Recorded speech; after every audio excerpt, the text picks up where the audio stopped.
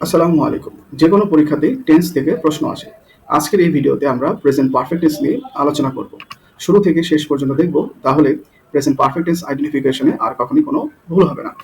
Shortcut নিয়ম হচ্ছে, যখন কোনো কাজ শেষ হওয়া বোঝায় এরূপ ক্ষেত্রে আমরা প্রেজেন্ট পারফেক্ট টেন্স ব্যবহার করি। কাজটি শেষ হয়েছে এটা বোঝার দুইটা উপায়, বাংলাতে আর ইংরেজিতে। ইংরেজিতে বোঝার উপায় হচ্ছে হ্যাভ ভার্ব হ্যাভ অথবা হ্যাজ প্লাস বি থ্রি থাকলে আমরা ধরে নেই কাজটি শেষ হয়েছে। আর বাংলাতে বুঝবো কিভাবে?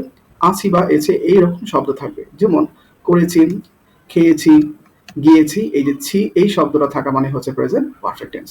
চলুন আমরা কিছু স্ট্রাকচার দেখি। প্রথম স্ট্রাকচার, আমি খাবার খেয়েছি। I have eaten food. খাবার খেয়েছি। আর ইংরেজিতে হচ্ছে have plus V three. Similarly, সে স্কুলে গিয়েছে। She has gone to school. তারা কাজটি শেষ করেছে। They have finished the work. And সে একটি চিঠি লিখেছে। He has written a letter. এইভাবে খুব সহজেই আমরা মনে রাখবো, বাংলাতে হচ্ছে ছি অথবা আছি বা ছি, আর ইংরেজিতে হচ্ছে হ্যাভ অথবা হ্যাজ প্লাস বি থ্রি থাকা মানেই হচ্ছে প্রেজেন্ট পারফেক্ট।